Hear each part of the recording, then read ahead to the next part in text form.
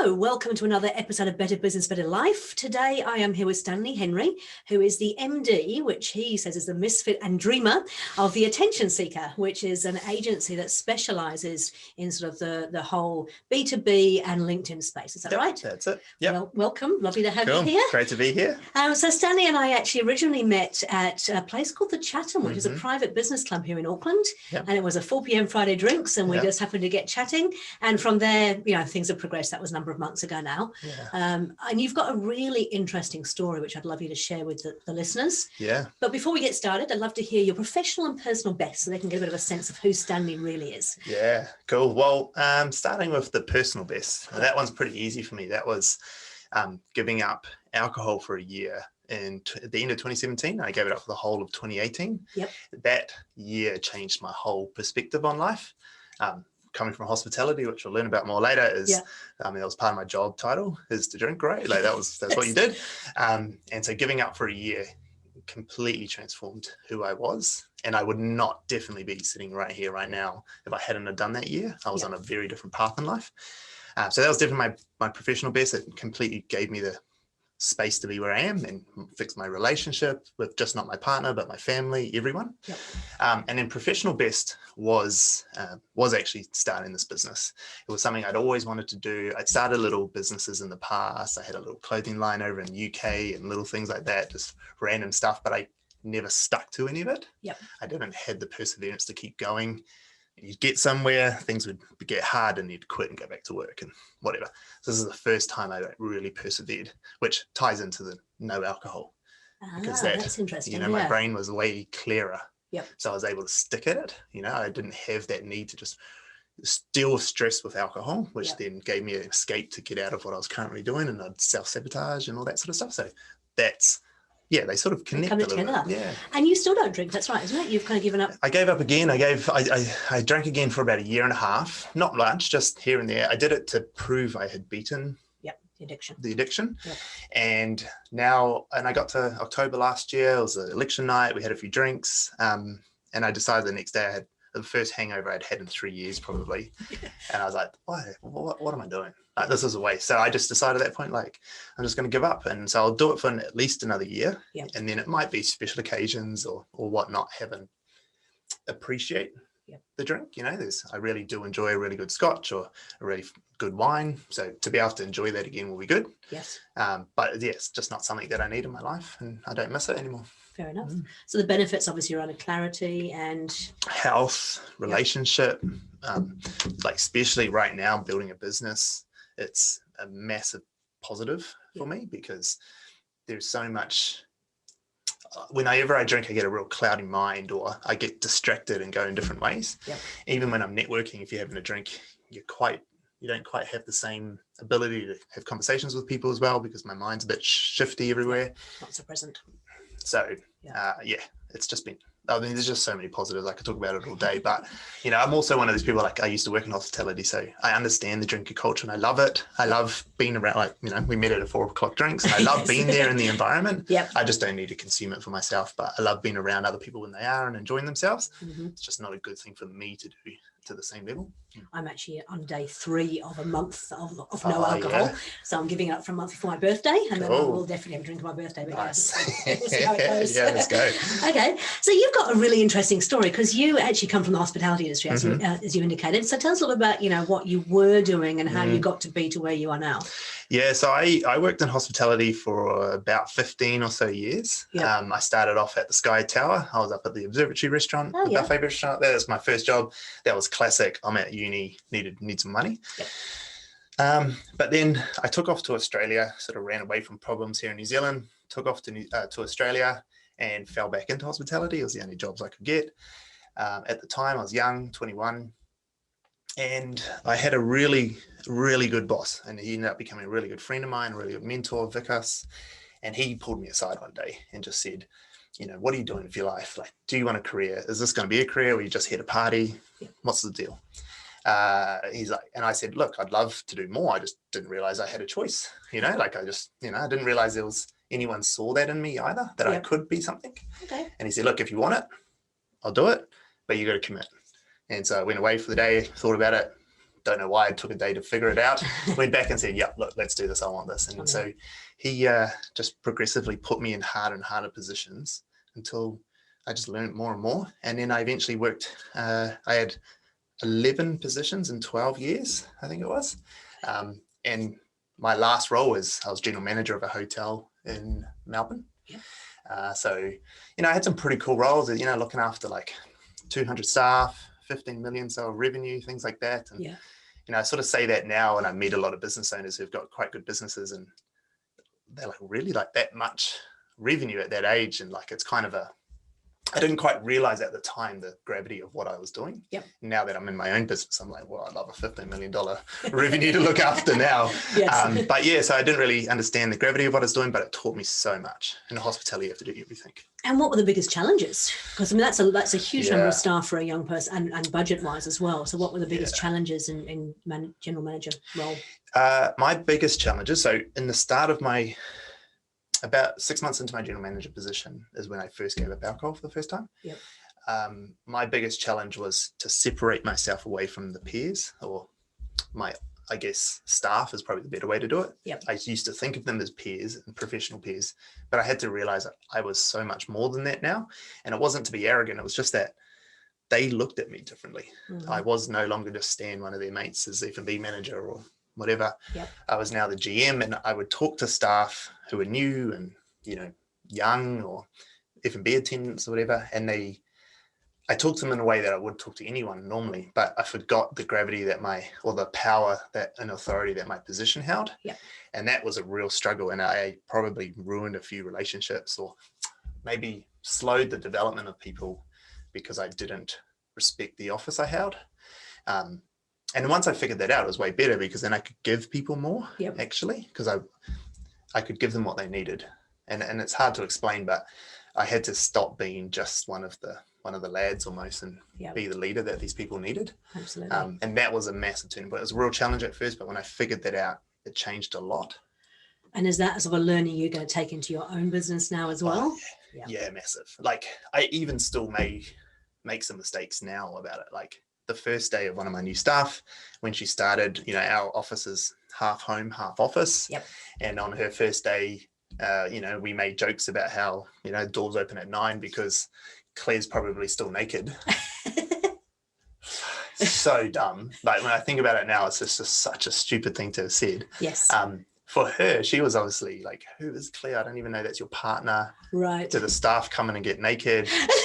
Like, what's going on? Where have I started? Yeah, where is this place? It's first day, and you can imagine like how nervous she felt at that point. So I put her in a really compromised position, which was just so stupid. Mm-hmm. And it was just because I wasn't thinking the gravity or the authority my position held as the owner of this company. Yes.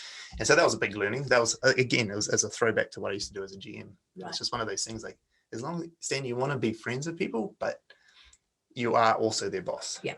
And so they look up to you. You're the leader, right? That's it. You're the leader. So there is something there that you've got to make sure you keep that distance, not to close a relationship, but you've got a different relationship to peers. Mm-hmm. So my staff will talk to each other maybe in that way, and they can have those jokes, but I can't do the same style of joke. It's just not right. So it's something I'm continually remembering. Yeah. Fantastic.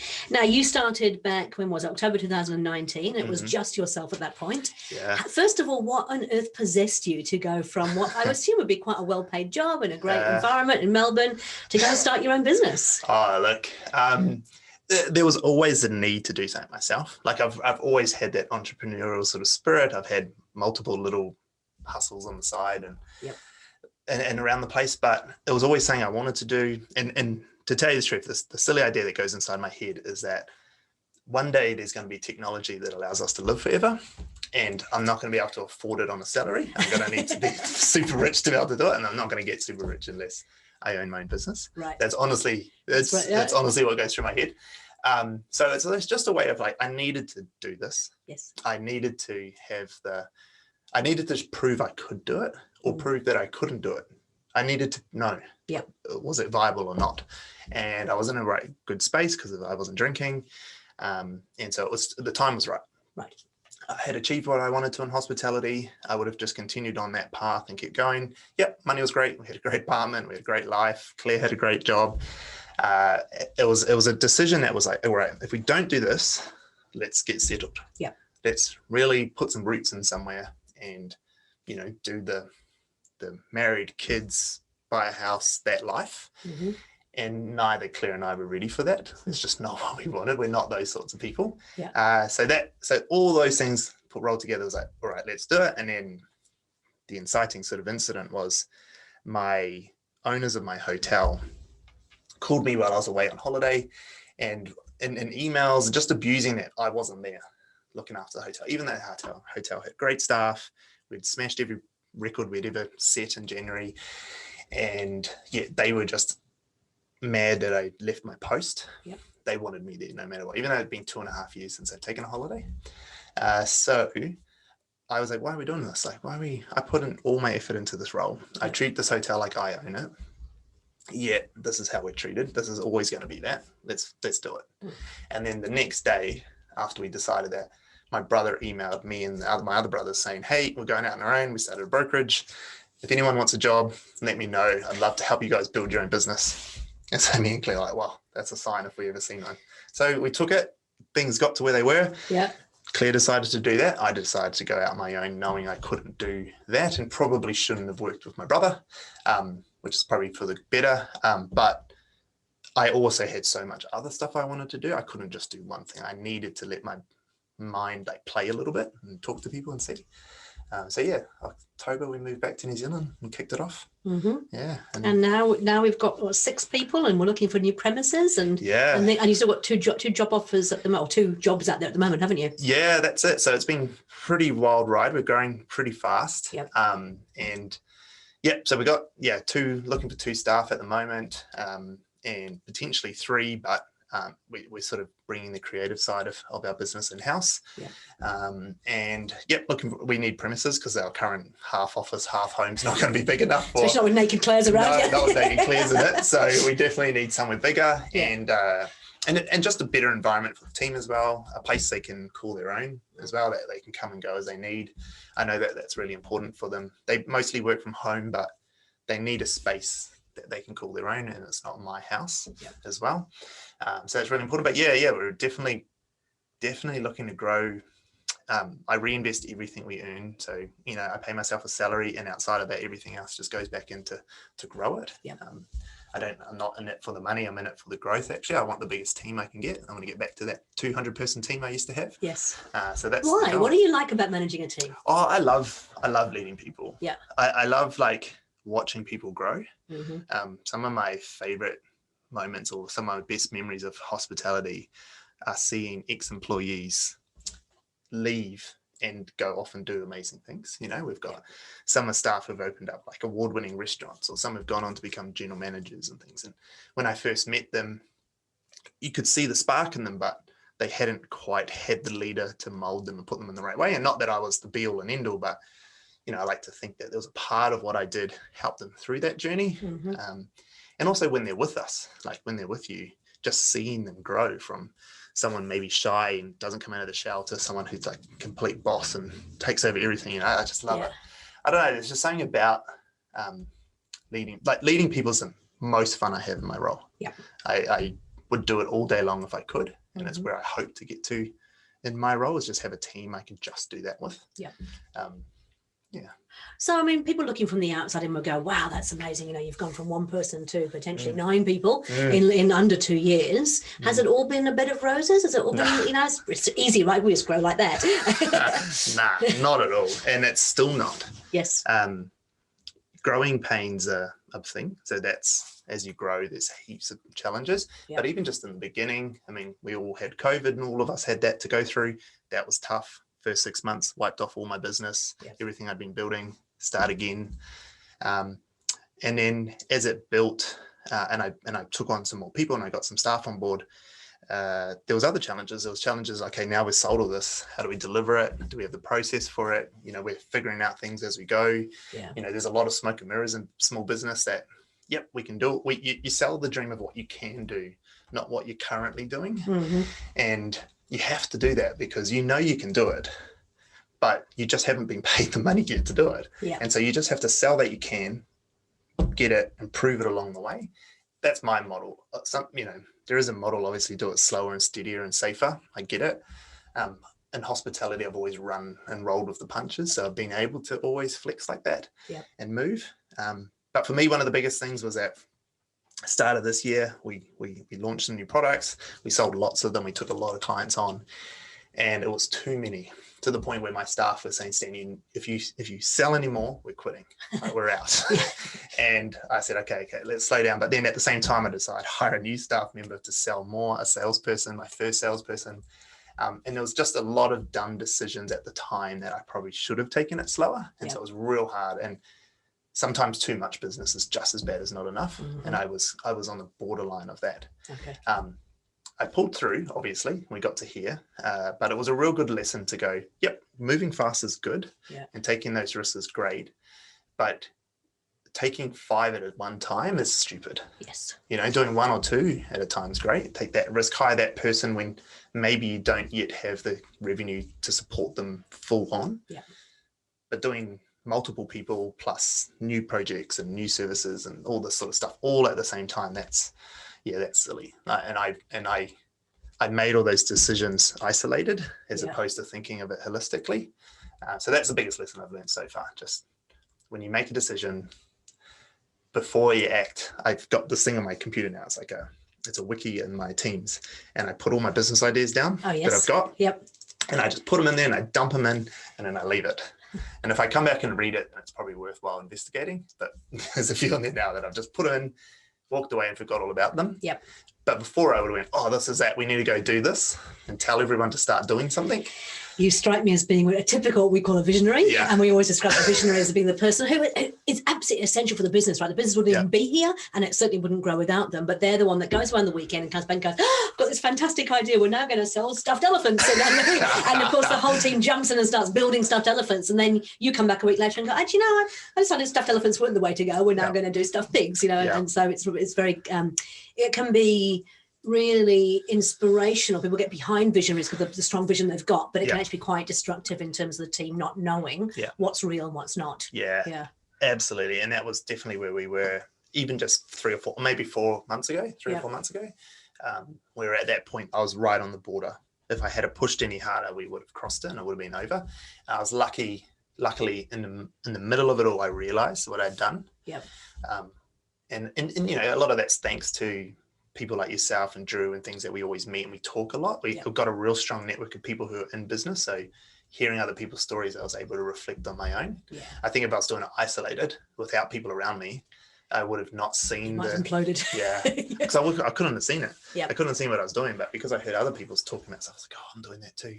Damn it. So it's interesting. What sort of support structures have you got around you? Obviously, we have our peer groups, which is great. What have you done? What have you changed, I suppose? Because you're in real danger of actually imploding and people walking out on you. So what did you do to change that and start bringing structure in place? I made the decision that we were going to do less revenue for a couple of months. I understood that was just going to be something. I had to take all the profits I had earned and use that to sustain us for 2 months without trying to take on too many any new clients. So that was the first thing, is slow the business down, slow the intake of clients. So that was step 1. Step 2 was to really, really work on process, just completely rip apart all the process, all the systems, everything we did from an operational point of view, and just pull it down to the most minute details. And we joke about how I made my staff list, grab the mouse with your right hand, put your finger on your left finger on the clicker, click the mouse, stuff like that. And we broke it down so granular so we could find out all the steps we could remove. And so mouse clicks as an example, we can use tools like Zapier to remove all those mouse clicks. They're not needed. And it also removes that error as well, right? Because anything that requires a human involvement can actually lead to error. It can lead to error. You forget to do it, or you get busy and you can't do stuff. And so the more we can streamline that process and put these, I guess, operating systems in your language together, it made everything work a lot better. So my team were no longer stressed. They could turn around clients faster, which was better service for the customer, but also better for the business, because then as we turn those clients around, their monthly retainers kick in. And so that setup process of getting them onboarded went from we're at one point we're at 6 to 8 weeks getting someone on board to now realistically we can probably turn them around in 2 weeks now. Okay. And so that means that for me, the revenue's better because month 2 starts faster than what it did before, Yeah. So all that sales you did, you start, and that's better for the business, and your monthly retainers start skyrocketing, and which allows you to think, okay, now I've got this much monthly retainers that are locked in for at least this period of time. Let's hire some staff to keep the growth happening. Yeah. So yeah, that was definitely a big piece. And then my support network, like there was lots of community.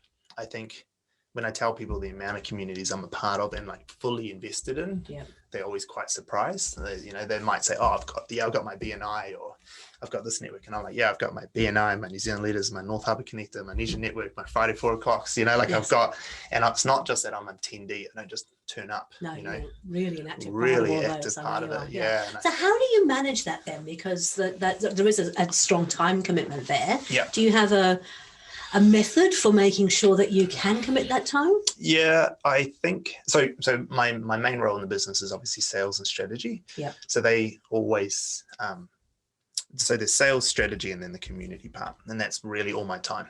And so, strong calendar is just paramount. You can't do it without using a calendar for everything. Yeah. Blocking out the time you need. So I always have my email blocks, morning and afternoon. Lunch is always blocked out because I love to eat. And having everything I need. And then, so I only have about 5 hours a day I can block out with clients. Yeah. Obviously, if it's a discovery session, it's going for 4 hours. I might go over lunch, but that's okay because we'll have lunch at the session. And then once that's all in place, the networking, if you do it right, should be regular and expected. Yes. So BNI for you is every Friday morning, and Asian networks once a month, etc. Exactly. Yeah. So you know when they are. Yeah. So they're already in your calendar. Yeah. And so all your other meetings are just around it. Mm-hmm. And part of that process was getting a really strict sales process. With the sales process we have now, we had Alex McNaughton come on and help us put that together, is that we never not know where someone is. We never have something booked in. We never not have something booked in with a prospect. So it's always the next step. Always a next step. Yep. Always a clear future of what's happening next. And that means we never have to sit around going, where do we go? Yeah. We just got to turn up to the meeting. Yeah. There's a meeting booked. After so that it's a process again, really, isn't it? All process. Yeah. Everything's process.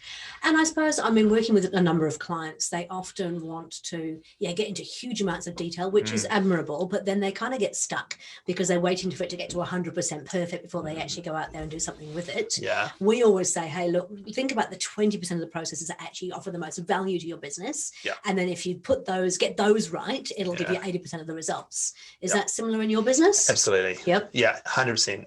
Even when you're breaking down the process, I get the staff to break it down probably the last. So I'll do the 20% with them. Yep. That gets them the most, and then they'll do the rest of the 80 over time. Yep. And you're never going to get all the 80. They'll keep on tweaking it because we'll improve it because we'll get it and we're like, oh, that's great, we got there, but we could do this better, so let's add that in. Yep. Asia Network's a really good example. That's a monthly cycle for us and the team, and we're constantly changing that process all the time, just taking it to another level. What more can we do? How much better?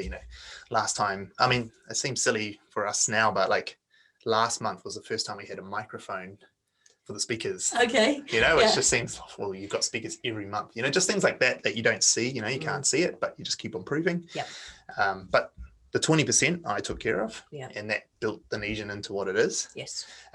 Now the team are really refining the 80 and going to continue. So how do you keep track of those things? So remember when I used to run the event center, I had a very high standard that I wanted to run things at. And so I literally started that process of, this is what you need to do. So when you come into the room, you need to make sure that the diffusers are on. You need to make sure that all of the books are laid out in a certain way. I got quite anal about it, but that's because I wanted to have a great experience.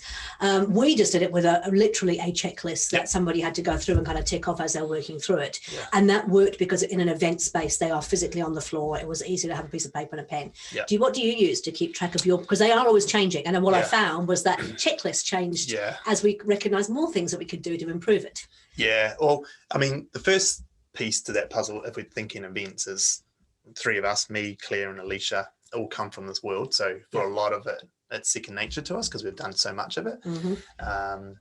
But you're not always going to be there though, right? No, we're not. And so it was helpful that Alicia sort of owns that process now. Yep.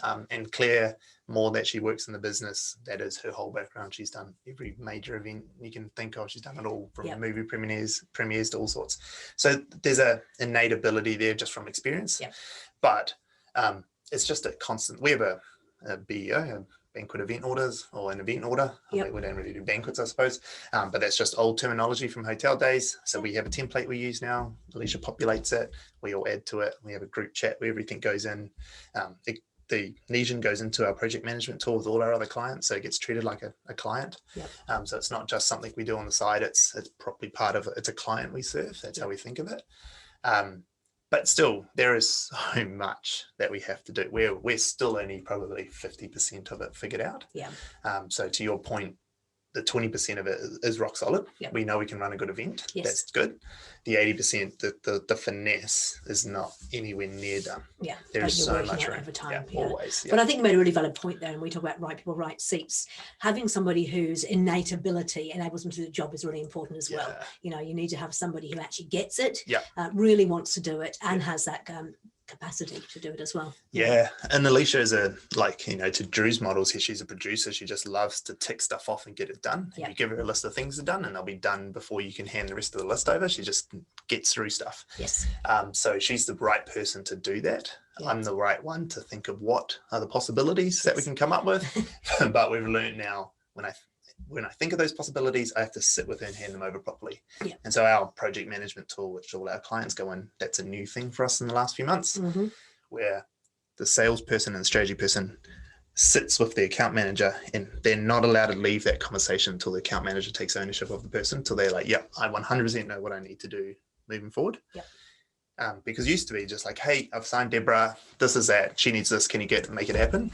And they're like, make what happen? Make what happen, exactly. And so now it's like, no, Stan, tell me everything that's in your head step by step. And we put that in, and so the same thing happens with Legion and all sorts. And once Alicia has that, she's like, I'm away, running.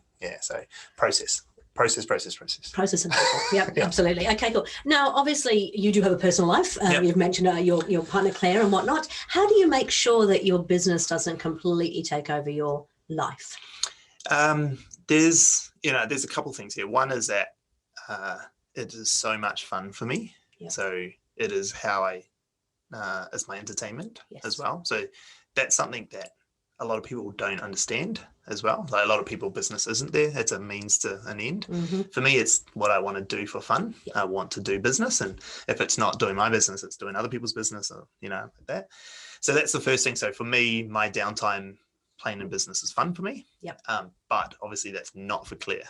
And so Claire's not at all a business person. She works to work. And so I have to be able to, allocate time with her, as in turn off at this time. Okay, dinner's ready, turn the computers off, go back to Claire. Weekends, we often will allocate things, we'll plan stuff, do stuff. And then also Claire's really good at understanding where we are in this business journey, to say, look, we're building for a future where we do, like the old cliche of entrepreneurship, right? Like, we're doing the things no one else will do, so we can do the things that no one else can later on. And so she understands that idea, and because we've had some success to date, she can see that future really clearly now. So she's given me the space to work more than maybe what she would like me to, with the promise that, we start to pull back. And we already have. Now that we've got the process and we've got more staff, I don't have to execute as much as I used to at the beginning. I was doing all the stuff I do now plus execution, so now I don't. And so, look, I would probably only actually work in the business maybe 50 hours a week. Like, I actually don't work heaps. None of my meetings start before 10 a.m. unless there's something really urgent, but very rarely does that ever happen. And no meetings after 4 as well. So that's my email times, and which means I can close off my day. I always close off the day. That's a big thing. Okay, so tell me what that means. So that means there's nothing pending that hasn't got something in the calendar. So if I can't get it done today, then I need to be honest with the client, tell them when it is due. Or if so I need a due date on stuff not getting done today. That way, when I stop and I have dinner with Claire, my mind's with her. Because if you're still trying to close off the day, you won't sleep. I actually, something similar, but I do at the end of the evening, I actually plan out my next day as well. So that when I go to sleep, I'm not suddenly waking up at 3 a.m. going, oh my goodness, I've forgotten that I need to do that. So yeah, it's good. I think it's so important. Perfect. Yeah. Hey, look, I could talk to you for hours, but we're kind of coming to the end of the podcast. In terms of, we like to give some really practical tips and pragmatic tips people can actually use in their everyday business. So what are the 3 tips you'd like to share with the listeners? Yeah, I think for me, what my 3 big things that helped my career was really developing my reputation and personal brand. And it's obviously what we do as a business, but we do it as a business because it works, and it's worked for me, and it's really helped my business grow. It's the reason we've grown. Because you didn't actually have the networks and things when you first came back from Australia, did you? No, I'd been gone for 12 years. I had no networks. And so it was like literally zero. I knew a handful of clients. Students. What am I talking about? School friends. School friends. Yeah. School friends. Okay. Yeah. So it was just network. Build up your personal brand, both in person and digital. They work combined. Which then is the second point: is network the hell out of everything. Like, don't think networking is this weird thing you have to do and stand in a corner. Like, it can be really fun and really collaborative if you just put your effort into it. I'm super introverted. I hate going to networking events still, but once I'm there, so the hour beforehand, I always fret about it. But once I'm there and I realize, like, oh, this is great. These are a bunch of business people and I love business. Let's talk business. It gets really fun. And there's other things you can talk about. You don't talk about business. And the third thing is process. Like, take your business and pull it apart in terms of the process and just map it down to the most minute detail. And you'll find that a lot of people, a common thing, and you'll see this in your business, is that I'm too busy, I've got too much to do, I'm always stuck at work and all these sorts of things. I work 100 hours a week, whatever. And it's because you haven't mapped out your process. And because you haven't mapped it out, you can't hand it over. And I said it's also about having the right person you can hand it over to too. So you can get those 2 things right. That's when you can really let go. Exactly. And to double that out on that same tip is when you hand it over, trusting the person that you give it to. You can always put out a fire. Just give them a trust them to do their job. If they're external, if they're internal, whatever, just give it to them. If they make a mistake, fix it. You can always fix it. Like, you can always get more customers if you really screw up a customer. But if you don't trust the other person, you're never going to be able to hand it over. It's always going to be there. And then what's the point? You should have just done it yourself. Exactly. I love it. Perfect. Thank you. Hey, look, if anybody wants to get in contact with you about the work you do at Attention Seeker, what's the best way to get hold of you? Just jump on LinkedIn. And if you're in Auckland, you'll probably not stop seeing me everywhere. But yeah, just search Stanley Henry on LinkedIn. Otherwise, theattentionseeker.com. Okay, fantastic. Well, look, thank you so much for your time. You're welcome. Thank you. I look forward to catching up with you throughout the journey. And hopefully we can get some EOS put in there as well. Absolutely. Brilliant. Okay. Cool. Thanks. Thanks, Stanley. Cheers.